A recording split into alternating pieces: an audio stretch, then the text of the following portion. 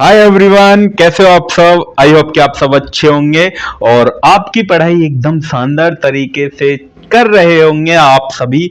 तो आज हम जो डिस्कस करने वाले हैं स्टूडेंट एकेटीयू के बीटेक के फर्स्ट ईयर के स्टूडेंट के लिए मैथ 2 का और यूनिट नंबर 1 का ये लेक्चर नंबर 2 है। और इस लेक्चर को हम बेसिकली स्टार्टिंग से ही आपकी यूनिट, क्योंकि पहले वाले लेक्चर वो थोड़ा बेसिक्स था, क्योंकि उसमें हमने आपको फॉर्मूले आपको बताए थे, तो वो आपने नहीं देखा है तो वो आप जाके देख सकते हैं सबसे पहले, क्योंकि ये लेक्चर नंबर 2 उससे ही कनेक्ट है, क्योंकि फॉर्मूले हैं।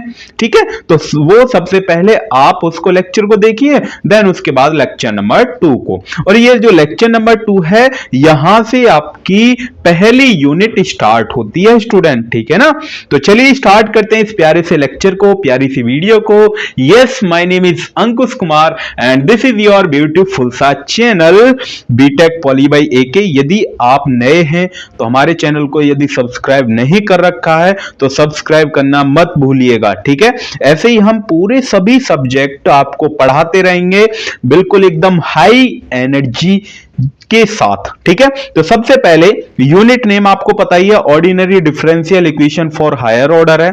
ठीक है, तो बट सबसे पहले आपको यह पता होना चाहिए कि डिफरेंशियल इक्वेशन होती क्या है। तो यहां पर स्टूडेंट लिखी है, an equation containing the dependent variable independent variable, जिसके अंदर क्या हो, डिपेंडेंट वेरिएबल भी हो और इंडिपेंडेंट वेरिएबल भी हो, and the derivative of dependent variable, और उसका डेरिवेटिव भी होना चाहिए किसका, डिपेंडेंट वेरिएबल का, with respect to the independent variable, जो इंडिपेंडेंट। जैसे सपोज यहां से आपको क्लियर हो जाएगा, ये पहला एग्जांपल है, एग्जांपल dy अपॉन dx है, तो ये किसके ऊपर डिपेंड कर रहा है, किसके रेस्पेक्ट में आप डेरिवेटिव करते हैं। सर जो डेरिवेटिव करते हैं वो x के रेस्पेक्ट में, तो यहां पर जो x हुआ है वो आपके पास कैसा है, इंडिपेंडेंट वेरिएबल है, क्योंकि derivative of dependent variable, derivative of dependent, derivative किसका कर रहे हैं आप, y का, किसके रेस्पेक्ट में कर रहे हैं, इंडिपेंडेंट वेरिएबल। इंडिपेंडेंट वेरिएबल क्या हुआ यहां पर, x हुआ, तो इसलिए यहां पर जो x है वो आपका इंडिपेंडेंट वेरिएबल है, और जो यहां पर y है, मतलब ये जो y है ये आपके पास डिपेंडेंट वेरिएबल है। बात क्लियर, तो यही आपके पास क्या होती है, डिफरेंशियल इक्वेशन होती है। इज दैट क्लियर ना, एकदम क्लियर सभी को। कोई डाउट है क्या, नहीं सर कोई भी डाउट नहीं। जैसे सपोज यहां पर है, तो del d square y upon D x square plus y is equal to 0, equation number 2 है ये आपके पास। देन उसके बाद एग्जांपल है d y upon D x, तो इसमें डेरिवेटिव भी है। ठीक है, is equal to cot x, यहां पर टेन एक्स है, साइन एक्स भी हो सकता है, कॉस एक्स भी हो सकता है, एंड सो ऑन, जो भी है। देन उसके बाद y is equal to x, यहां पर ये डी है, डेल नहीं है ये d, d y upon D x plus d y upon D x की पावर 3। तो यहां पर ये जितने भी एग्जांपल आप देखेंगे स्टूडेंट, ये सभी किसके एग्जांपल हैं सर, ये सभी जो हैं वो डिफरेंशियल इक्वेशन के एग्जांपल हैं। ठीक है ना, इतना क्लियर है ना सभी को कि हाँ सर बिल्कुल एकदम क्लियर है, कोई भी हमें प्रॉब्लम है नहीं।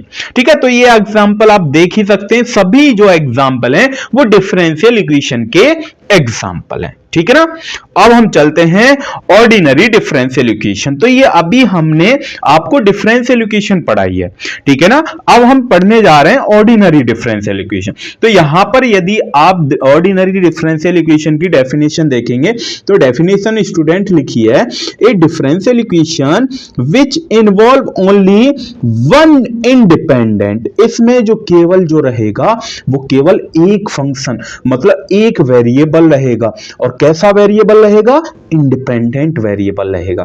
ठीक है, is called ordinary differential equation.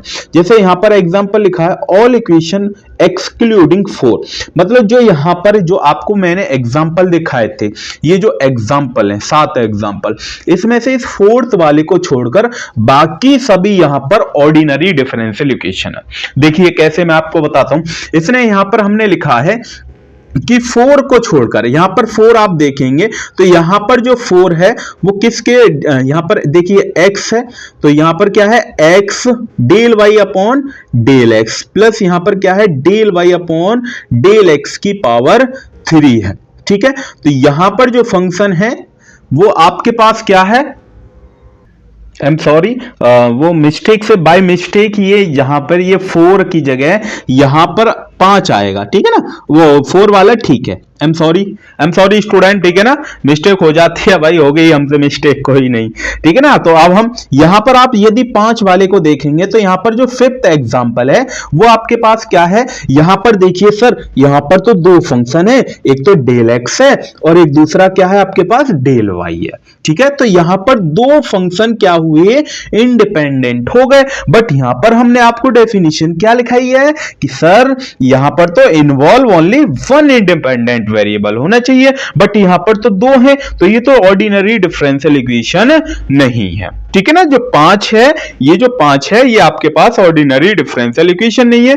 बाकी की सभी यहां पर आप देखेंगे तो सभी यहां पर देखिए, ये भी x के ऊपर डिपेंड है एक वेरिएबल, ये भी x के ऊपर डिपेंड है सर एक वेरिएबल, ये भी x के ऊपर है, ये भी x के ऊपर है और ये भी x के ऊपर है और ये भी आपके पास x के ऊपर है। ठीक है, एक वेरिएबल के ऊपर इंडिपेंडेंट हैं सभी, तो ये सभी आपके पास क्या हैं, ordinary differential equation. Is that clear ना, पक्का ना, समझ में आ गया कि हाँ सर बिल्कुल समझ में आ गया। तो साथ के साथ अपने नोट्स बनाते हुए चलें, ठीक है ना, साथ के साथ अपने नोट्स बनाते हुए चलें। अब हम चलते हैं नेक्स्ट टॉपिक की तरफ। जो टॉपिक्स है वो आपका ऑर्डिनरी डिफरेंशियल इक्वेशन पढ़ा है, अब हम पढ़ने जा रहे हैं पार्शियली डिफरेंशियल इक्वेशन, जो कि आपको मैथ 4 सेकंड ईयर में आपको पढ़नी पड़ेगी। पहली इक्वेशन मैथ 4 में पहली ही यूनिट होती है पार्शियली डिफरेंशियल इक्वेशन, जिसे आप शॉर्ट फॉर्म में पीडीई बोलते हैं। यहां पर आप ऑर्डिनरी डिफरेंशियल इक्वेशन पढ़ते हैं। ठीक है ना, ओके, तो अब हम चलते हैं पार्शियली डेरिवेटिव डिफरेंशियल इक्वेशन पर। तो यहां पर देखिए ऑर्डिनरी में क्या था कि सर ऑर्डिनरी में तो केवल एक इंडिपेंडेंट वेरिएबल था, लेकिन यहां पर पार्शियली डिफरेंशियल इक्वेशन में ए डिफरेंशियल इक्वेशन इन विच 2 और मोर इंडिपेंडेंट, यहां पर 2 या फिर 2 से ज्यादा इंडिपेंडेंट वेरिएबल हो सकते हैं। एंड पार्शियली डेरिवेटिव, और यहां पर जो आपके पास डेरिवेटिव रहेगा ना, इसको हम बोलते हैं del z upon del x, ये होता है आपके पास पार्शियली डेरिवेटिव। ठीक है, विद रेस्पेक्ट टू देम, जिसके आप रेस्पेक्ट में करना चाह रहे हैं उसके रेस्पेक्ट में हम लिखेंगे। तो यहां पर x हुआ और यहां पर क्या हुआ, y हुआ। तो यहां पर 2 वेरिएबल हैं आपके पास, जब 2 वेरिएबल है इंडिपेंडेंट तो वो आपके पास क्या हुई, पार्शियली डिफरेंशियल इक्वेशन। बात क्लियर, एकदम ओके। एनर्जी बिल्कुल कम नहीं होनी चाहिए, एकदम मजे में हम पढ़ेंगे और मैथ से मैं आपको ना मोहब्बत करवा दूंगा, सिर्फ मैथ से, ठीक है ना। चलिए, तो अब हम पढ़ने जा रहे हैं ऑर्डर ऑफ डिफरेंशियल इक्वेशन। ठीक है, वेरी वेरी इंपॉर्टेंट है क्योंकि आपके पास 2 मार्क्स में आता है। ठीक है ना, तो कि ये पूछ लेता है कि इसका ऑर्डर क्या है, इसकी डिग्री क्या है, तो 2 मार्क्स में आपके एग्जाम में क्वेश्चन आता है। ठीक है ना, तो साथ के साथ आप ये भी नोट करते हुए चलिए कि हाँ ये इंपॉर्टेंट है सर, और ये इंपॉर्टेंट नहीं है। जो इंपॉर्टेंट सबसे ज्यादा इंपॉर्टेंट होगा उसको हम बताते हुए चलेंगे ना, आपको बिल्कुल भी टेंशन लेने वाली बात नहीं है। गारंटी है इसकी, अंकुश सर से मैथ पढ़ोगे ना आप तो आपके बढ़िया से बढ़िया मार्क्स लेकर आएंगे। ठीक है ना, एकदम पेपर को फोड़ेंगे दोनों मिलकर। Okay, order of differential equation, order क्या होता है, देखिए यहां से पढ़ते हैं, the order of highest order derivative. Highest यहां पर क्या लिखी है, highest order derivative occurring in the differential equation. जैसे यहां पर जितनी बार डेरिवेटिव होगा, सपोज एक बार डेरिवेटिव हुआ तो उसका ऑर्डर क्या हुआ, 1 हुआ। अगर 5 बार डेरिवेटिव हुआ है, 5 बार, तो उसका ऑर्डर कितना हुआ सर, 5 हुआ। यदि 10 बार डेरिवेटिव हुआ तो उसका ऑर्डर कितना हुआ, 10। ये सब बिल्कुल थोड़ी बहुत समझ में आ रहा, बट एग्जांपल दे दीजिए। तो यहां पर सपोज पहला एग्जांपल है, यहां पर dy अपॉन dx है, तो कितनी बार डेरिवेटिव किया सर, 1 बार डेरिवेटिव किया है, तो इसका जो ऑर्डर हुआ वो कितना हुआ सर, इसका ऑर्डर कितना होगा, 1 होगा। बात क्लियर, ओके अब हम चलते हैं next example number 2। Example number 2 है यहां पर ये है, तो यहां पर आप देखेंगे हाईएस्ट आपको देखना है हाईएस्ट ऑर्डर डेरिवेटिव। तो हाईएस्ट ऑर्डर यहां पर सर कितनी बार है, सर 2 बार है, तो इसका ऑर्डर कितना हुआ सर 2 हो गया। अब यहां पर एग्जांपल 3 है, एग्जांपल 3 आप देखेंगे p is equal to 1 plus d y upon D x square, x का होल स्क्वेयर और 3/2 अपॉन ये है, ठीक है, d square y upon D x square. तो यहां पर हाईएस्ट ऑर्डर डेरिवेटिव सर इसकी भी 2 है, हाईएस्ट ऑर्डर डेरिवेटिव क्या है, इसका भी 2 है और इसका भी। तो यहां पर आप ऑर्डर कितना हो जाएगा, यहां पर 2 हो जाएगा। बात क्लियर, एकदम क्लियर। अब इससे नेक्स्ट और देखते हैं, कुछ एग्जांपल 4 है, तो यहां पर हाईएस्ट देखना, आपको हाईएस्ट ऑर्डर डेरिवेटिव देखना। इज दैट क्लियर ना, बात क्लियर कर लें आप कि हाईएस्ट ऑर्डर डेरिवेटिव, उसका डेरिवेटिव होना चाहिए। जैसे सपोज यहां पर ये एग्जांपल 4 है, तो इसमें कितनी बार, ज्यादा से ज्यादा कितनी बार डेरिवेटिव हो रहा है कि सर इसमें तो 4 बार हो रहा है। क्या सर इसका हाईएस्ट ऑर्डर डेरिवेटिव 4 है क्या, कि हाँ बिल्कुल बच्चा, इसका जो ऑर्डर है वो कितना है, 4 है। बात क्लियर, एकदम क्लियर है ना। ओके, कोई प्रॉब्लम, अगर कोई प्रॉब्लम हो ना तो आप मेरे से कमेंट बॉक्स में पूछ सकते हैं, ठीक है ना, और हमारा टेलीग्राम भी ज्वाइन कर लीजिएगा। अब उसके बाद चलते हैं इसकी डिग्री निकालते हैं, वेरी वेरी इंपॉर्टेंट है डिग्री। अब यहां पर हमने पढ़ा कि हाईएस्ट ऑर्डर डेरिवेटिव होना चाहिए। अब यहां पर यह है कि हाईएस्ट ऑर्डर डेरिवेटिव की power present in the differential equation, ठीक है, हाईएस्ट ऑर्डर, जो हाईएस्ट ऑर्डर होगा, सपोज ये हाईएस्ट ऑर्डर है, ठीक है ना, तो इसकी पावर कितनी है सर, इसकी पावर, तो अगर इसकी पावर में बोलना चाहूं तो इसकी पावर तो सर 1 है। तो क्या सर इसकी डिग्री 1 हुई, कि हाँ बिल्कुल स्टूडेंट, इसकी डिग्री कितनी हुई, 1 हुई। बात क्लियर, एकदम ओके सर, बात तो क्लियर है, ठीक है ना। ओके, तो ऐसे मजे में हम पढ़ेंगे बिल्कुल एकदम, ठीक है ना। तो यहां पर डेफिनेशन लिखी है, the degree of differential equation is the degree of highest order derivative present in the differential equation. वो डिफरेंशियल इक्वेशन में प्रेजेंट होना चाहिए, ठीक है ना। बट यहां पर कुछ कंडीशन है।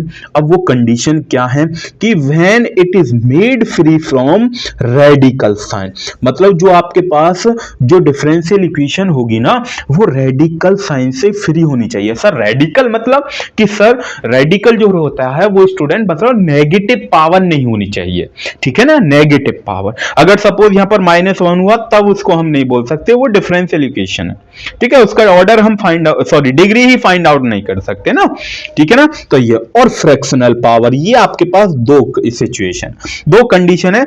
वो एक तो रेडिकल साइन से फ्री होनी चाहिए और उसकी फ्रैक्शनल पावर नहीं होनी चाहिए। जैसे यहां पर है, तो ये 3/2 क्या है, यहां पर फ्रैक्शनल है, तो अभी इसको हम इसकी ऑर्डर डिग्री नहीं बता सकते। यहां पर हमने अभी ऑर्डर बताया। अगर कोई आपसे पूछने लग जाए तो क्या इसका डिग्री क्या है, डिग्री क्या है कि सर इसमें तो फ्रैक्शनल पावर है, पहले इसको सॉल्व करना पड़ेगा, सॉल्व करके हम आगे बताएंगे कैसे, ठीक है ना, थोड़ा सा पेशेंस रखिए। तो यहां पर हम नहीं बता सकते कि अभी इसकी डिग्री क्या है, पहले इसको सॉल्व करेंगे, मतलब इस फ्री पावर को केस में कन्वर्ट करेंगे, बिल्कुल रिमूव करेंगे, देन उसके बाद जब ये डिफरेंशियल फॉर्म में हो जाएगा तब इसकी हम क्या बताएंगे, डिग्री बताएंगे। क्लियर है ना। ओके, तो जैसे यहां पे नोट करके कुछ 2 पॉइंट और लिखे, या तो क्या होनी चाहिए, the degree is not defined, वहां पर हम इसकी डिग्री को डिफाइन ही नहीं कर सकते। कहां, if the differential equation involve 1 और मोर terms of the form e की पावर, कहीं e की पावर dy अपॉन dx दिखता है, ठीक है, या फिर log dy अपॉन dx दिखता है, या फिर sin dy अपॉन dx दिखता है, या फिर cos dy अपॉन dx दिखता है, तो उसको हम उसकी डिग्री हम बता ही नहीं सकते, ठीक है ना। वहां पर डिग्री क्या रहेगी, नॉट डिफाइन आप लिख देंगे, लिखेंगे degree does not exist. Clear. तो यहां पर दूसरा ही पॉइंट वही लिखा है कि फ्री रेडिकल होना चाहिए। The power of highest derivative should be positive integer, तो यहां पर जो पावर रहेगी वो पॉजिटिव इंटीजर रहनी चाहिए। क्लियर ना। अभी ये थ्योरी है, एग्जांपल हम लेंगे अभी तो उससे और ज्यादा क्लियर हो जाएगा, ठीक है ना। तो चलते हैं हम एग्जांपल की तरफ। तो पहला एग्जांपल देखिए, यहां पर पहला एग्जांपल, तो हाईएस्ट ऑर्डर डेरिवेटिव कौन सा है सर, हाईएस्ट ऑर्डर, सर इसका ये तो एक ही बार हो रहा है, नहीं नहीं नहीं ये नहीं है, ठीक है। और यहां पर क्या है, यहां पर क्या है, दो बार डेरिवेटिव हो रहा है। कितनी बार? दो बार। तो सर हाईएस्ट तो यही हुआ ना? बिल्कुल सर, यही हाईएस्ट है। तो सर इसकी डिग्री, मतलब डिग्री क्या है? इसकी डिग्री क्या है सर? डिग्री तो 1 है, तो इसकी डिग्री क्या हो जाएगी? 1 हो जाएगी। अगर कोई ऑर्डर पूछता है तो ऑर्डर कितना हो जाएगा सर? इसका ऑर्डर 2 हो जाएगा। क्लियर ना? उसके बाद एग्जाम्पल 2, तो यहां पर आपके पास यहां पर आप देखेंगे तो ये रूट में, अगर मैं रूट को हटाऊंगा तो 1/2 पावर आएगी फ्रैक्शन में, तो रेडिकल से तो है नहीं फ्री, तो यहां पर हमने लिखा है इट इन्वॉल्व्स रेडिकल साइन। तो यहां पर इस इक्वेशन में रेडिकल साइन इन्वॉल्व्स है। सबसे पहले इसको रिमूव करना पड़ेगा, तो हम रिमूव कैसे करेंगे? तो यहां पर ये d square y upon D x square है, इसको एक तरफ रखा, इस टर्म को दूसरी साइड भेज दिया नेगेटिव। देन उसके बाद यहां पर हमने क्या करा है? Squaring into both side. जैसे ही आप दोनों साइड क्या करेंगे? स्क्वेयर करेंगे, तो यहां पर आपने क्या कर दिया student? Square is equal to इस तरफ भी स्क्वेयर, तो स्क्वेयर से ये रूट कैंसिल आउट हो जाएगा, हो जाएगा या नहीं? हो जाएगा या नहीं? तो यहां पर हाईएस्ट ऑर्डर देखिए सर, हाईएस्ट ऑर्डर तो सर ये है, तो हाईएस्ट ऑर्डर ये नहीं होगी इसकी डिग्री के सर, आप बोल देंगे सर इसकी डिग्री 3 है, नहीं, हाईएस्ट ऑर्डर कितना है सर? ये तो एक ही बार डेरिवेटिव हो रहा है, हमने क्या करा? Highest order derivative. तो हाईएस्ट ऑर्डर डेरिवेटिव कितना है? 2, और 2 की पावर कितनी है यहां पर? 2, तो 2 की पावर कितनी है यहां पर? 2, तो डिग्री कितनी हो जाएगी? 2 आपके पास हो जाएगी। क्लियर ना? एग्जाम्पल 2 क्लियर है। उसके बाद एग्जाम्पल 3 चलते हैं। एग्जाम्पल 3 भी वही जो अभी हम बता रहे थे। सबसे पहले क्या सॉल्व करेंगे? इसको सॉल्व करेंगे। तो कैसे सॉल्व करेंगे? तो स्क्वेयर इनटू बोथ साइड हमने कर दिया, दोनों तरफ आप क्या कर देंगे? स्क्वेयर करेंगे बोथ साइड। जैसे आप बोथ साइड स्क्वेयर करेंगे तो इस 2 से जो आपने स्क्वेयर करा है वो 2 कट जाएगा, कटेगा या नहीं भाई? ये 3/2 है, और इससे आप स्क्वेयरिंग कर रहे हैं दोनों साइड, तो इस 2 से ये 2 कैंसिल आउट हो जाएगा नहीं? हाँ सर बिल्कुल। तो यहां पर ये कितना बचा? 3। तो हाईएस्ट ऑर्डर डेरिवेटिव सर 2 की पावर कितनी है? 2, तो डिग्री कितनी हुई इसकी? 2 हुई। ठीक है ना? उसके बाद अब चलते हैं इस पर। तो क्वेश्चन नंबर 4 है, मतलब एग्जांपल 4, कॉस इनवर्स डी की power 4y upon D x की power 4 is equal to X. तो इस कॉस इनवर्स को इधर भेज दें तो कॉस एक्स हो जाएगा। तो हाईएस्ट ऑर्डर डेरिवेटिव कितना है? तो सर हाईएस्ट ऑर्डर डेरिवेटिव तो 4 है। ठीक है, तो डिग्री कितनी हुई? डिग्री इसकी कितनी हुई सर? डिग्री तो सर इसकी बेसिकली 1 हुई, लेकिन ऑर्डर कितना हुआ? ऑर्डर जो हुआ वो सर कितना हुआ? 4, और इसकी डिग्री 1। ठीक है, अब यहां पर है e की पावर, मैंने बोला e की पावर डी की पावर 3y अपॉन डी एक्स की पावर 3 प्लस एक्स वाई। तो e की पावर है। अब e की पावर अगर आपने पहले डिफरेंशियल इक्वेशन डिग्री वाली डेफिनेशन देखी होगी ध्यान से, तो हमने बोला कि e की power d y upon D x दिखाई दे, तो यहां पर d की पावर 3y अपॉन डी एक्स की पावर 3 है। ठीक है, तो यहां पर इसकी डिग्री एग्जिस्ट करेगी नहीं sir, degree does not exist. ठीक है ना? क्लियर? तो ये आपको यहां पर ऑर्डर डिग्री, क्यों हमने इतना आपको टाइम लेकर बताया? क्योंकि आपके एग्जाम में यहां से क्वेश्चन पूछा जाता है, इसलिए थोड़ा सा टाइम लेकर बताया। बताने को तो मैं जल्दी जल्दी बता देता आपको। ठीक है ना? तो चलिए स्टार्ट हम करते हैं अब नेक्स्ट टॉपिक। तो नेक्स्ट टॉपिक से आपका, अगर आप सिलेबस में देखेंगे तो linear differential equation with constant coefficient, उसमें nth लिखा है, तो हमने यहाँ पर nth ऑर्डर डेरिवेटिव भी लिखा है। ठीक है ना? तो यहाँ पर क्या होता है कि आपके पास ये इक्वेशन होती है लीनियर डिफरेंशियल इक्वेशन की, ये क्या है?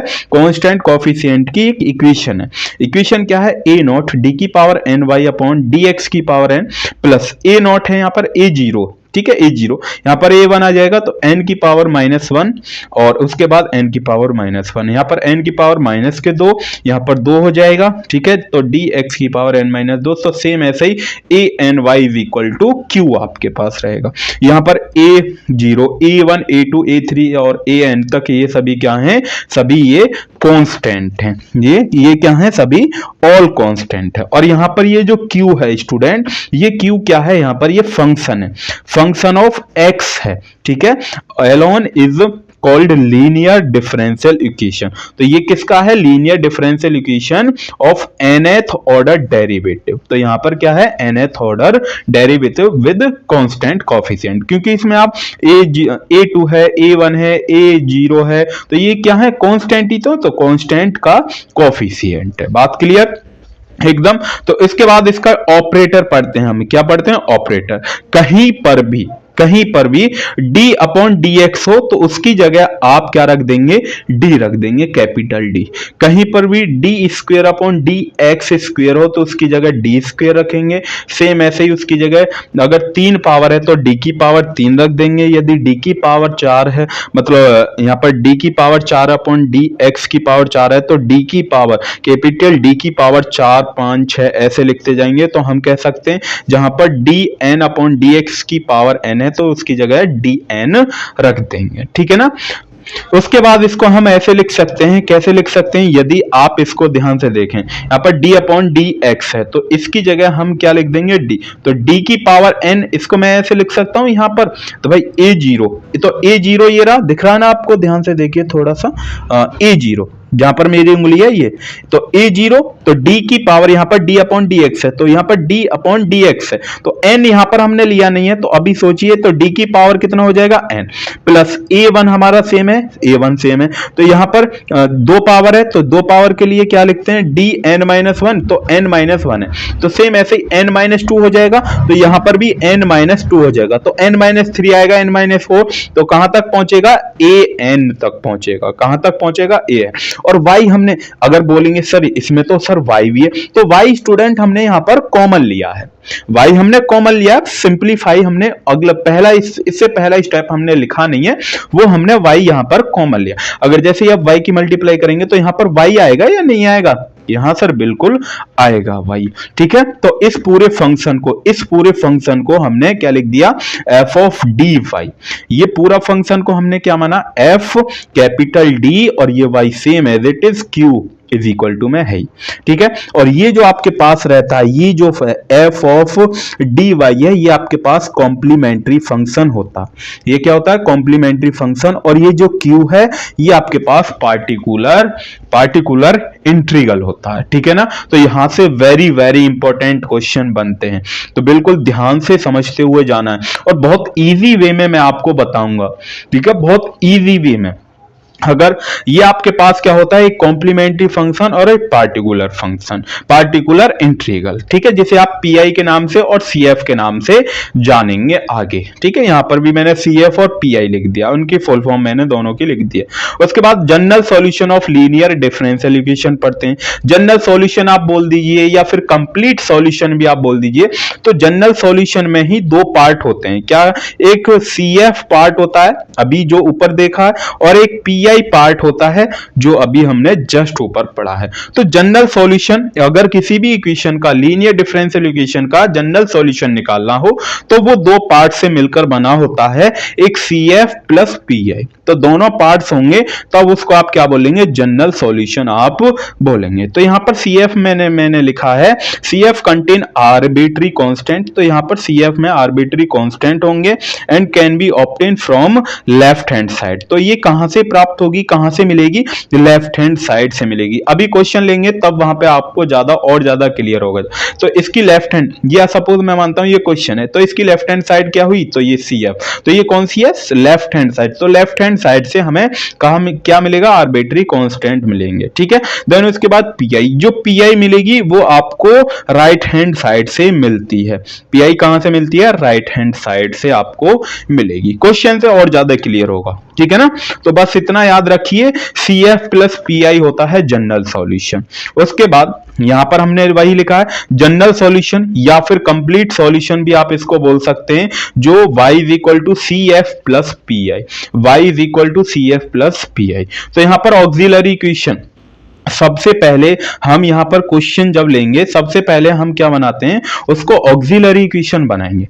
ऑक्सिलरी इक्वेशन कैसे बनाएंगे, सपोज पहले वो टर्म डी की फॉर्म में दे रखी होगी, डी की फॉर्म में आपको दे रखी होगी, ठीक है ना। सबसे पहले बस ध्यान से जो मैं बताता जाऊं, बाद में क्लियर हो जाएगा, बिल्कुल जैसे क्वेश्चन हम लेंगे एकदम पूरे स्टेप क्लियर हो जाएंगे, बस थोड़ा सा 1 मिनट का पेशेंस रखे, ठीक है। बस जो मैं बताता जा रहा हूं उसको ध्यान से, जहां पर ऑक्सिलरी इक्वेशन सपोज इस टाइप से आपको दे रखी होगी, जहां पर भी ऑक्सिलरी बनानी होगी तो जहां पर भी y होगा उसकी जगह आप 1 रखेंगे। और जहां पर d y upon D x होगा उसकी जगह आप क्या रखेंगे m, मतलब जहां पर d होगा उसकी d की जगह m रखेंगे, ठीक है। अगर d स्क्वायर होगा तो उसकी जगह m स्क्वायर रखेंगे, यदि d की पावर 3 रहेगी तो उसकी जगह m की पावर 3 रखेंगे, ठीक है ना, क्योंकि भाई dy अपॉन dx स्क्वायर ही तो है। अगर आपने ध्यान से देखा हो d अपॉन dx को आप क्या लिख सकते हैं सर, d लिख सकते हैं, तो यहाँ पर y है तो y की जगह तो हम 1 रखते हैं, तो y की मल्टीप्लाई अगर इसके साथ करेंगे d की मल्टीप्लाई 1 के साथ करेंगे तो d आएगा ना, आगे बात है समझ में। तो यहाँ पर नेक्स्ट स्टेप में हमने वही लिखा है, d square y upon D x square जगह की m square and so on, ठीक है। उसके बाद सी एफ, अब सी एफ को निकालने के लिए क्या होते हैं, तो सी एफ को निकालने के लिए कुछ रूल है, क्या है, कुछ केस बोल दीजिए, कुछ रूल हैं, ये आप बोल सकते हैं। तो सेम ऐसे ही सबसे पहले convert to the differential equation, उसको जो भी आपके पास इक्वेशन होगी उसको डिफरेंशियल इक्वेशन में आप कन्वर्ट करेंगे, पहला स्टेप ये है, ठीक है। उसके बाद दूसरा, उसके बाद कन्वर्ट हम करेंगे ऑक्सिलरी इक्वेशन में। सबसे पहले स्टेप आपको ये करना होगा, डिफरेंशियल इक्वेशन में कन्वर्ट करना होगा। उसके बाद ऑक्सिलरी इक्वेशन आपको बनानी होगी, ऑक्सिलरी इक्वेशन के ये स्टेप आपको फॉलो करने होंगे। उसके बाद उसके रूट को फाइंड आउट करेंगे, उसके बाद उसके रूट को फाइंड आउट करेंगे, find out the roots of auxiliary equation. जैसे ऑक्सिलरी इक्वेशन बन जाएगी तो उसके रूट को फाइंड आउट करेंगे, ठीक है। उसके बाद उसका फॉर्मूला हम यूज करेंगे कि कौन सा केस है, कौन सा यहां पर केस है। जैसे यहां पर ये केस है, ठीक है, ये केस है। अगर कहीं पर भी, अगर सपोज ऑक्सिलरी इक्वेशन है, ये आपके पास ऑक्सिलरी इक्वेशन है, ऑक्सिलरी इक्वेशन के रूट आपके पास कैसे आते हैं, रियल आते हैं, रियल और डिस्टिंक्ट आते हैं। मतलब रियल आते हैं अलग अलग आएंगे और डिस्टिंक्ट आएंगे, डिस्टिंक्ट मतलब अलग अलग। जैसे m1 और m2, तो इसका कॉम्प्लीमेंट का फंक्शन ये फॉर्मूला है। तो यहां पर c1 e की पावर m1 की जो भी वैल्यू आएगी 2 3 4 5 तो यहां पर रखेंगे, फिर x as it is, plus c2 e की पावर m, यहां पर m2 की जो भी वैल्यू आएगी माइनस में आएगी तो माइनस में लिखेंगे, माइनस के 2x 3x जो भी आएगी। देन उसके बाद और भी वैल्यू आ रही है 3 4 5 जो भी है, तो यहां पर इस टाइप से हम लिखते जाएंगे। तो ये आपके पास केस नंबर 1 है, ठीक है ना। बिल्कुल ध्यान से समझनी है, बिल्कुल जो मैं पढ़ा रहा हूं बस चुपचाप पढ़ते हुए जाइए। जैसे ही आप क्वेश्चन हम करेंगे तो बिल्कुल सब स्टेप एकदम आपके सभी क्लियर हो जाएंगे, गारंटी मैं लेता हूं, ठीक है। उसके बाद केस नंबर 2 है, यदि कहीं पर जैसे ये ऑक्सिलरी इक्वेशन है, ऑक्सिलरी इक्वेशन के रूट हम निकालेंगे तो वो रूट सपोज इक्वल आ जाते हैं, मतलब m1 और m2 की वैल्यू इक्वल आ जाती है, दोनों वैल्यू इक्वल रह जाती हैं। जैसे 2 2 आ गई, 1 1 आ गई, 3 3 आ गई, 4 4 आ गई, तो तब कौन सा फॉर्मूला, तो CF का फॉर्मूला ये आपको अप्लाई करना है, ठीक है। क्या है, CF is equal to C1 plus C2x है, यहां पर C2x ब्रैकेट क्लोज e की पावर m1, जो भी m1 की वैल्यू आएगी वो यहां पर आप रख देंगे, ठीक है ना। देन उसके बाद अगर कोई तीसरी वैल्यू क्या है, कोई तीसरी वैल्यू अलग है, कोई तीसरी वैल्यू क्या है, अलग है, तब उसके लिए यहां पर आप क्या करेंगे, C3 e की पावर m3 x आप रख सकते हैं। देन ठीक है, उसके बाद यदि यहां पर ये दो उनके लिए अगर 3 है, व्हेन m1 m2 m3 और m1 m2 m3 तीन वैल्यू इक्वल आ गई, तो 3 वैल्यू के लिए ये है, यहां पर x था 2 वैल्यू के लिए, तो x की पावर 2 और हो जाएगी किसके लिए, जब m की वैल्यू तीनों क्या है, इक्वल है, और e की पावर m1 x इक्वल हो जाए m1 x। ये आपके पास सेम ऐसे आगे को बढ़ते जाएंगे। तो यहां पर ये 3 केस क्लियर, दोनों केस क्लियर है ना, इसके 2 केस और बचते हैं हमारे पास, ठीक है ना, तो उसको और देख लेते हैं हम इसको, ठीक है। तब जैसे हम क्वेश्चन लेंगे ना, बिल्कुल सभी स्टेप आपकी क्लियर, गारंटी है इस बात की, ठीक है। तो केस नंबर 3 कौन सा है, केस नंबर 3 है कि जब यदि रूट ऑक्सिलरी इक्वेशन के रूट क्या आ जाए, इमेजिनरी आ जाते हैं, जैसे अल्फा प्लस माइनस आई बीटा, तो तब ये आपको ये फॉर्मूला अप्लाई करना है, ठीक है ना। उसके बाद केस नंबर 4 है, सेम इसी का ही केस है, इसी का ही है। यदि ऑक्सिलरी इक्वेशन के रूट क्या आ जाए, रूट इमेजिनरी है, और कैसे रूट आ जाए, रिपीटेड मतलब सेम रूट आ जाए, जैसे m1 और m2 की वैल्यू ये आ जाए, m3 और m4 की वैल्यू ये आ जाए, तब आपको ये फॉर्मूला अप्लाई करना है, ठीक है ना। फॉर्मूला लिखते जाइए, नोट्स आप साथ के साथ बनाते जाइए। उसके बाद ये 2 केस और हैं, केस नंबर 5, यदि रूट्स क्या हो, इर्रेशनल हो, इर्रेशनल। तो m1 की सपोज ये वैल्यू है और m2 की ये वैल्यू है, तब आपको ये फॉर्मूला अप्लाई करना है। इसको आप ऐसे भी लिख सकते हैं, चाहे तो आप इसको ऐसे लिख सकते हैं, चाहे आप इसको ऐसे लिख सकते हैं। बेसिकली जहां पर मैं यूज करूंगा वो ये इसको यूज करूंगा मैं, ठीक है ना, इसको यूज। अगर यहां पर इरेशनल तो है ही रूट, अगर सपोज रिपीटेड हो मतलब सेम रूट आ जाए, तब आपको ये फॉर्मूला अप्लाई करना है, ठीक है ना। Is that clear? तो ये फॉर्मूले आप लिखते हुए जाइए, नोट्स बनाते हुए जाइए साथ के साथ।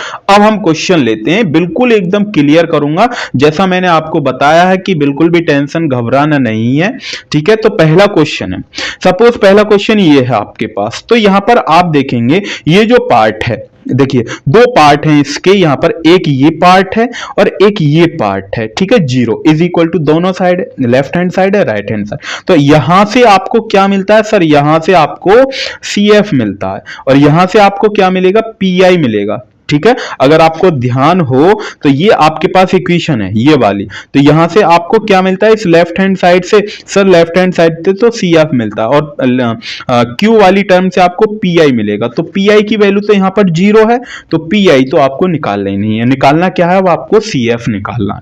तो CF कैसे निकालेंगे? तो ये आपको इक्वेशन दे रखी है, ठीक है, ये इक्वेशन दे रखी है। सबसे पहले मैंने क्या बताया था कि जहां पर आपको d/dx दिखाई दे, ठीक है, उसकी जगह आपको क्या रखना है? कैपिटल D रखना है। तो यहां पर 3 पावर हैं, ठीक है, 3 है, तो d की पावर 3y हो जाएगा क्योंकि y भी चलेगा।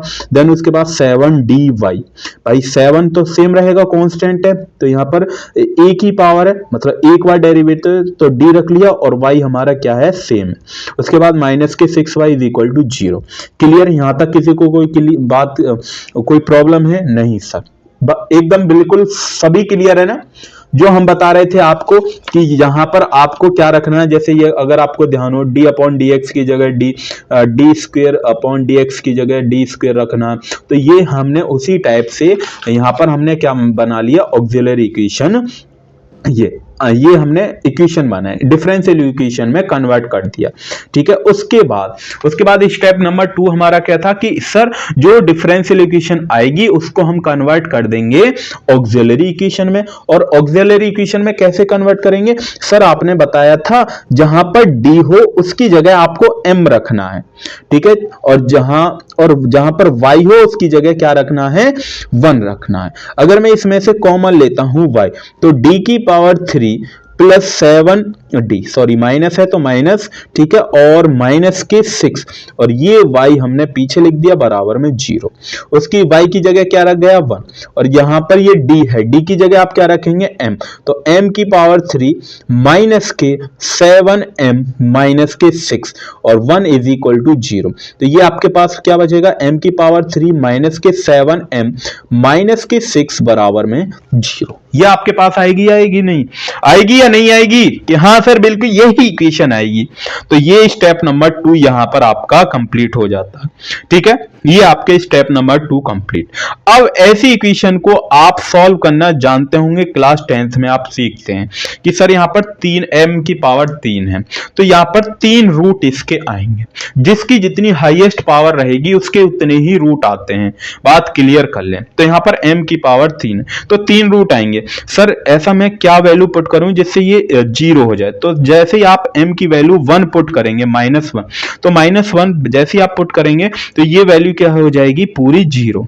तो एक रूट यहां पर हम बोल सकते हैं कि m-1, m is equal to -1 क्या हो गया? एक फैक्टर है इस ऑक्सिलरी इक्वेशन का, है या नहीं? जैसे आप डिवाइड -1 पुट करेंगे तो -1 से पुट करने के बाद क्या है? 0 आया। तो ये आपके पास, तो हम बोल सकते हैं कि -1 यहां पर एक वैल्यू यहां पर क्या आ जाती है? -1 आ जाती है, ठीक है ना। अब उसके बाद अब ये m-1, m बराबर आपने क्या रखा? -1, तो इसको इधर लेकर आएंगे तो m+1, इस m+1 इज इक्वल टू 0। इस m+1 से हम इस ऑक्सिलरी इक्वेशन को क्या करेंगे? डिवाइड। जैसे ही डिवाइड करेंगे तो इसके कोएफिशिएंट में पावर 2 आएंगी, ठीक है, इसके कोएफिशिएंट में पावर कितने आएंगे? 2 आएंगे। तो यहां पर हमने इस ऑक्सिलरी इक्वेशन को डिवाइड किया है और डिवाइड करने के बाद ये पावर इक्वेशन में आ गई, पावर 2 में आ गई, पावर 2 में आ गई। इस पावर 2 को आप जानते हैं क्योंकि ये क्वाड्रेटिक इक्वेशन बन जाती है, और क्वाड्रेटिक इक्वेशन को आप सॉल्व करना इजी तरीके से जानते हैं, ये हमने यहां पर सॉल्व किया है। ठीक है, बताऊं क्या? ये तो आप सॉल्व कर लेंगे कि कैसे, कि सर 6 है, 6 के ऐसे फैक्टर जिसको माइनस करके 1 आना चाहिए, तो 2 3 दूनी 6, 3 में से 2 को सब्ट्रैक्ट करेंगे तो कितना आएगा, 1 आएगा। इस m की मल्टीप्लाई अंदर करिए, इस m की मल्टीप्लाई अंदर, तो ये आपके पास यहां से m कॉमन लिया, m-3 प्लस 2 यहां से, तो m-3 इज इक्वल टू 0। तो एक ये फैक्टर दोनों में से, पूरे में से कॉमन m-3 आ गया, और ये आपके पास m प्लस के 2 आपके पास बच गया इज इक्वल टू 0। दोनों के इक्वल टू में 0 पुट करेंगे तो m की वैल्यू 3 और m की वैल्यू -2 आएगी। ठीक है, तो एक m की वैल्यू पहले भी हमने निकाली थी, क्या निकाली थी, m बराबर -1, तो यहां पर m बराबर -1 -2 और 3। तो यहां पर जो m की वैल्यू आई है वो कैसी आई है कि सर रियल वैल्यू है और डिस्टिंक्ट वैल्यू है। ठीक है, रियल वैल्यू है और डिस्टिंक्ट वैल्यू। तो m की वैल्यू यहां तक आपको फाइंड आउट करनी थी, बट आपको निकालना क्या है, CF निकालना। तो CF को निकालने का तरीका क्या होता है कि सर आपने फॉर्मूला बताया था कि जब m की वैल्यू क्या आ जाए, रियल आ जाए और डिस्टिंक्ट आ जाए, तो वो फॉर्मूला यहां पर आपको अप्लाई करना है। तो यहां पर पहला जो केस था, आपको याद है ना पहला केस, कि when the roots of auxiliary equation are real और डिस्टिंक्ट। ठीक है, तो 3 है तो 3 कोई बात नहीं है, एक C3 है, C3 e की पावर m3x आ जाएगा। ठीक है ना, तो ये फॉर्मूला वहां पर क्या होगा, अप्लाई होगा। तो ये ही फॉर्मूला हमने यहां पर अप्लाई किया है। ठीक है, तो ये अप्लाई करने के बाद यहां पर आपके पास क्या आ जाता है, CF आ जाता है, और PI की वैल्यू मैंने स्टार्टिंग में बता दी थी आपको 0 है। और कंप्लीट सॉल्यूशन या फिर जनरल सॉल्यूशन भी आप बोल सकते हैं। तो कंप्लीट सॉल्यूशन क्या था कि सर CF प्लस PI होता है, PI की वैल्यू 0, तो y is equal to CF, और CF हम ऑलरेडी निकाल चुके हैं, ये वैल्यू हम यहाँ पे पुट कर देंगे। ठीक है, सेम यही वैल्यू। तो पहला क्वेश्चन क्लियर सभी को? क्या किसी को कोई डाउट है? कि अगर सर कोई भी डाउट है, हाँ सर कुछ आया है, लेकिन अभी और भी तो क्वेश्चन है ना, घबराना क्यों है, अभी और भी क्वेश्चन है ना। ओके, तो अब हम चलते हैं क्वेश्चन नंबर 2 की तरफ। तो क्वेश्चन नंबर 2 है, सॉल्व आपको करना है, तो y बराबर 0 ये इक्वेशन, तो यहां पर PI ये आपके पास, सॉरी, ठीक है, यहां पर ये आपके पास PI है, और तो ये PI की वैल्यू क्या आ गई, 0। तो PI तो आपको निकालना है, क्या निकालना है कि सर ये निकालना है, आपके पास CF निकालना है। तो ये तो सर पहले से ही हमें डिफरेंशियल इक्वेशन में दे रखा है, अरे इससे अच्छी वाली कौन सी बात है।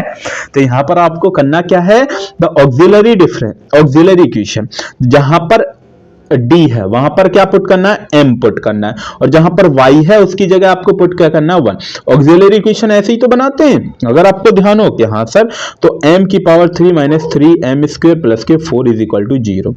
अब आप इसको ऐसे लिख सकते हैं, जैसे आप इसमें क्या रखेंगे, इसमें जो वैल्यू आप रखेंगे m-1 से आप इसको डिवाइड करेंगे, तो सेम ऐसे ही जैसे अभी हमने ये जस्ट पहले वाला क्वेश्चन कि इसको डिवाइड करना है, देन उसके बाद उसके सॉल्व करेंगे तो m की वैल्यू वो आएंगी। तो डायरेक्ट मैंने यहाँ पर m+1 और यहाँ पर m-2 का होल स्क्वायर फॉर्मूला बनेगा। यहाँ पर जैसे ही इसको डिवाइड किससे करेंगे, m+1 से इस पूरे को डिवाइड करेंगे, तो यहाँ पर ये जो आपके पास आ रहा था तो ये एक फॉर्मूला बनेगा। वो किसका फॉर्मूला बनेगा, m-2 का फॉर्मूला बनेगा। तो ये तो आप काम इतना कर सकते हैं, ठीक है ना। तो यहां से जो m की वैल्यू आएंगी वो कितनी आएंगी कि m की वैल्यू, सर इसको इक्वल टू में मैं रखता हूं, तो m+1 है इज इक्वल टू 0, तो m की वैल्यू कितनी आएगी सर, -1। एक यहां से m-2 है तो इसकी पावर 2 है, तो इसको मैं ऐसे लिख सकता हूं m-2 और m-2। तो यहां से दो वैल्यू आएंगी, कौन कौन सी सर, 2 और 2 आएंगी। तो यहां पर m की वैल्यू 2 और 2 हमने लिख लिए।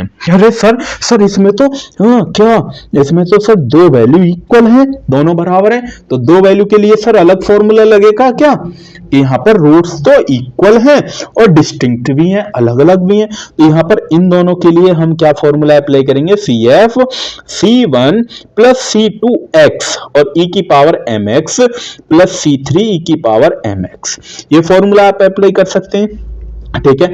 तो जैसे आप C1, मैं मानता हूं कि ये आपके पास C1 है, मतलब ये आपके पास क्या है, ये आपके पास ये पहले हमने इसको लिखा है, चाहे तो आप पहले इसको लिख सकते हैं क्योंकि ये हमने यहाँ पर किया हुआ है, ठीक है ना। अगर ध्यान से देखिए मैं आपको बताता हूं, तो यहाँ पर जब आपके पास रूट्स क्या है, इक्वल है, तो ये रूट्स इक्वल हैं, तो इक्वल के लिए ये फॉर्मूला आप अप्लाई करते हैं। अगर आपको ध्यान हो तो केस नंबर 1 में ही जाइए, केस नंबर 2 है आपके पास, केस नंबर 2 अगर आपको ध्यान हो तो केस नंबर 2 आप अप्लाई करेंगे तो e की पावर mx, यहां पर m की वैल्यू कितनी है 2, तो यहां पर m की वैल्यू कितनी रख दिया आपने 2 वैल्यू, और यहां पर कितनी है m की वैल्यू -1, तो यहां पर -x आपके पास आ जाएगा, क्योंकि -1 की x के साथ मल्टीप्लाई करेंगे तो -x आएगा। या फिर और मैंने लिखा है, सबसे पहले आपने ये लिख दिया, सबसे पहले ये टर्म लिख दी, उसके बाद c2 लिख दिया प्लस c3x और e की पावर 2x, दोनों ही यहाँ पर रूट्स क्या रहेंगे, सेम माने जाएंगे, ठीक है, कोई भी गलत नहीं करेगा। और pi हमने आपको बता दिया, pi यहाँ पर क्या है 0, तो कंप्लीट सॉल्यूशन cs का मतलब क्या है, complete solution pi plus cf बराबर, तो cs बराबर मतलब कंप्लीट सॉल्यूशन किसके इक्वल आएगा, cf के, जो आपके पास कॉम्प्लीमेंट्री फंक्शन है इसके ही इक्वल आएगा, ठीक है। तो यहां पर आप लिख देंगे y बराबर cf, तो ये आपके पास जनरल सॉल्यूशन है या फिर complete solution. Question number 2 clear कि हाँ सर बिल्कुल क्लियर। अब हम चलते हैं क्वेश्चन नंबर 3 की तरफ, ठीक है ना। क्वेश्चन नंबर 3, तो क्वेश्चन नंबर 3 है आपके पास, तो ये आपके पास डिफरेंशियल इक्वेशन दे रखी है, इसको सबसे पहले कन्वर्ट करेंगे डी की फॉर्म में, ठीक है, ऑपरेटर की फॉर्म में। तो जैसे आप ऑपरेटर की फॉर्म में कन्वर्ट करेंगे तो डी की पावर 3, अब तो आ गया होगा ना समझ में, रिपीट हो रहे हैं, तो सेम आपने ये कन्वर्ट कर दी, ठीक है। तो फिर इसको कन्वर्ट करेंगे किसमें, ऑक्सिलरी इक्वेशन में। जैसे ऑक्सिलरी इक्वेशन में आप कन्वर्ट करेंगे तो ये आपने ऑक्सिलरी इक्वेशन में कन्वर्ट, तो सेम वही के सबसे पहले क्या पुट करके देखेंगे, जैसे आप पुट करके देखेंगे तो ये आपके वहां फैक्टर आएंगे। जैसे आप इक्वल टू में तीनों को इक्वल टू को 0 पुट करेंगे तो 0 जैसा, तो m की वैल्यू क्या आएगी -1, m की वैल्यू -2 और m की वैल्यू -3। तो यहाँ पर रूट्स कैसे हैं, रूट देखेंगे अलग अलग हैं, तो सर हाँ अलग अलग है मतलब अनइक्वल है। और कैसे रूट्स हैं सर, रियल रूट हैं, तो रियल हैं और अनइक्वल हैं, ठीक है, रियल है मतलब डिस्टिंक्ट हैं और रियल एंड डिस्टिंक्ट हैं, ठीक है ना। तो तीनों ही रूट्स, अब 3 रूट्स अलग अलग हैं, तो रूट्स का पहले ही केस का फॉर्मूला हमने आपको बताया था कि CF कैसे निकालेंगे, C1 e की power -x plus C2 e की power -2x plus C3 e की पावर -3x, ये आपके पास CF, तो PI आपके पास 0 है, तो complete solution y is equal to CF plus PI की वैल्यू 0 है, तो y बराबर CF, तो CF हमने यहां पर लिख लिया, ठीक है ना। अब तो बेसिकली सभी क्वेश्चन इजी हैं आगे की तरफ। क्वेश्चन नंबर 4 आपके पास है, जैसे आप इसको डी ऑपरेटर में कन्वर्ट करेंगे तो डी ऑपरेटर में आपने कन्वर्ट किया, y कॉमन लिया है, यहां से y हमने कॉमन लिया, तो उसके बाद ऑक्सिलरी इक्वेशन बनाएंगे, तो ऑक्सिलरी इक्वेशन में आप इसको कन्वर्ट करेंगे, तो आप इसको ऐसे लिख सकते हैं, इस m स्क्वायर है तो m स्क्वायर को m की पावर 2 प्लस 9 लिख दिया हमने, 9 चौक 36 होते हैं, इस 36 को 9 मल्टीप्लाई 4 लिख दिया, ठीक है, m स्क्वायर प्लस 9 और इसको m स्क्वायर प्लस 4 लिख दिया इज इक्वल टू 0। जैसे आप इसको सॉल्व करेंगे ना तो यही आपके पास आएगा, ठीक है ना, यही आपके पास आएगा। तो यहां पर m की वैल्यू कितनी आएंगी, 4 आएंगी, m की वैल्यू कितनी आएंगी 4, तो m की वैल्यू यहां पर जैसे आप इसको सॉल्व करेंगे तो दोनों के इक्वल टू में 0, तो m स्क्वायर प्लस 9 बराबर 0, तो यहाँ पर m square is equal to -9, ये आपके पास आ गया। उसके बाद m is equal to root में -9 और -9 ये कॉम्प्लेक्स नंबर है, आप जानते हैं कॉम्प्लेक्स नंबर को सॉल्व कैसे करते हैं, तो यह आपके पास, तो यहाँ पर i आपके पास टर्म आएगा क्योंकि आयोटा, तो i स्क्वायर की वैल्यू कितनी होती है -1, तो यहां पर इसलिए +-3i ये आपके पास आया।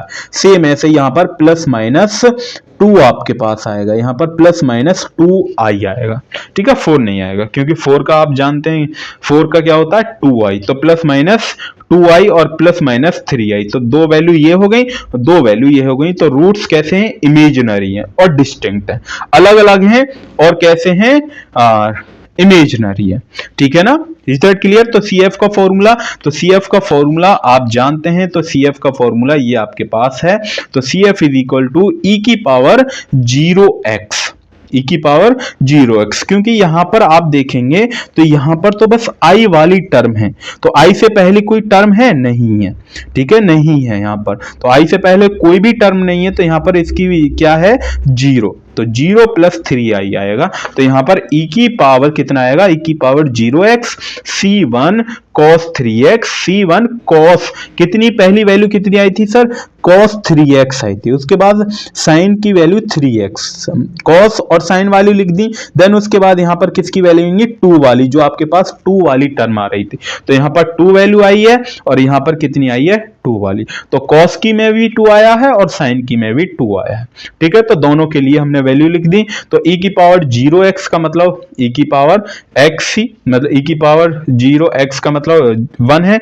तो यहां पर क्या बचेंगे, एक तो ये वैल्यू बचेगी, एक ये वैल्यू बचेगी, ये वैल्यू हमने यहां पर लिख दी। तो pi बराबर कितना आया, 0। पी पहले बता दिया हमने। तो कंप्लीट सॉल्यूशन क्या आता है, y is equal to C F plus P I, और y is equal to C F plus P I की वैल्यू 0, तो y बराबर सी एफ। तो सी एफ हमने जो ऊपर निकाला था वही हमने यहां पर नीचे लिख दिया, same as it is. Clear, question number 4 clear है ना। अब लास्ट क्वेश्चन है इस लेक्चर का, क्वेश्चन नंबर 5। ठीक है, उसके बाद और भी क्वेश्चन हम लेंगे, लेकिन लेक्चर नंबर 2 में, जो थोड़े से डिफिकल्ट होंगे, थोड़े से एडवांस को हम बढ़ाएंगे ना, क्योंकि एग्जाम में पता थोड़ी है किस टाइप का, क्योंकि अभी तो ये आपका बेसिक चल रहा है। इजी भी है, अगर इजी में 1-2 क्वेश्चन आपने समझा तो ये तो आप खुद ही कर सकते हैं, सेम ऐसे ही। देन उसके बाद ये आपके पास क्वेश्चन है, तो इसको डी ऑपरेटर की फॉर्म में कन्वर्ट किया। उसके बाद ऑक्सिलरी इक्वेशन आपको बनानी होगी। तो ऑक्सिलरी इक्वेशन तो आप बनाना सीख ही गए होंगे बहुत देर से, क्योंकि 3-4 क्वेश्चन हम करवा चुके हैं। तो ऑक्सिलरी जहां पर डी है उसकी जगह एम पुट करेंगे और वाई की जगह 1 पुट करेंगे। तो सॉल्व करेंगे तो यहां से आप देखेंगे तो एम आपने यहां पर क्या लिया, कॉमन। जैसे आप एम कॉमन, तो एम की power 3 minus 6 m square plus के 12 एम माइनस के 8 बराबर में 0। उसके बाद अगर आप ध्यान से देखेंगे, ये जो फॉर्मूला, ये जो आपके पास ब्रैकेट में टर्म है, ये किसकी टर्म है, डी एम माइनस 2 का, ये एम माइनस 2 का होल क्यूब का फॉर्मूला, मतलब ए माइनस बी का क्यूब का ये फॉर्मूला बनना हुआ है। ठीक है, तो ये हमने फॉर्मूला आपने लिख दिया, तो कि क्या m माइनस 2 का होल क्यूब बराबर में 0।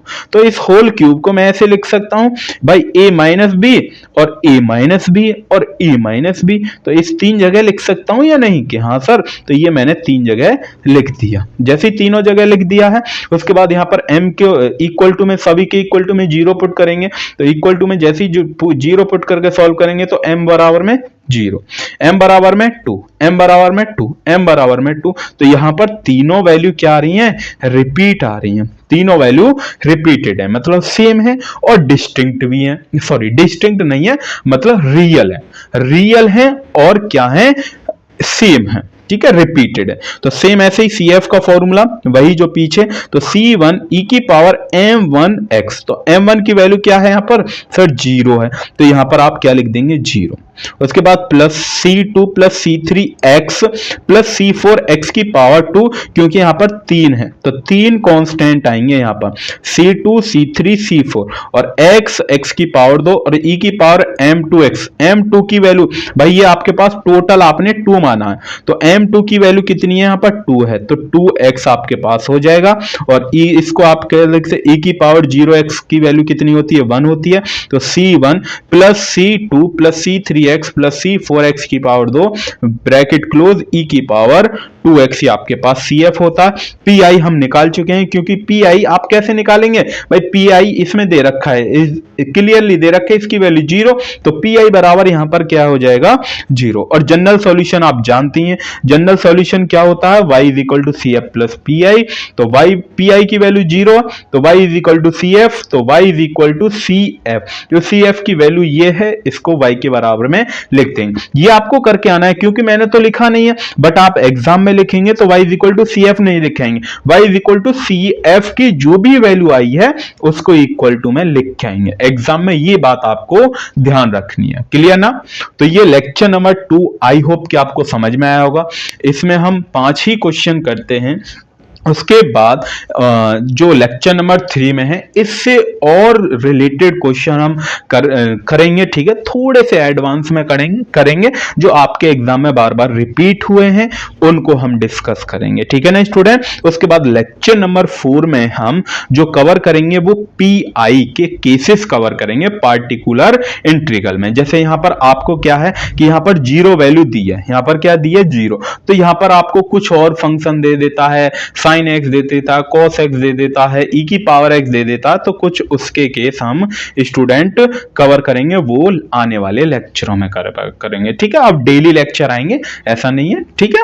ओके, तब तक के लिए आप अपनी पढ़ाई करते रहिए। देखिए, अगर कोई डाउट है तो आप पूछ सकते हैं मेरे कमेंट बॉक्स में, और टेलीग्राम ज्वाइन कर लीजिएगा अगर आपने ज्वाइन नहीं किया है तो। थैंक यू, बस आज की क्लास में इतना ही। तब तक के लिए आप अपनी पढ़ाई को करते रहिए। All the very best. मिलते हैं फिर नेक्स्ट लेक्चर में एक प्यारे से टॉपिक के साथ और प्यारे सी खूबसूरत से क्वेश्चन के साथ, ठीक है ना। तो थैंक यू।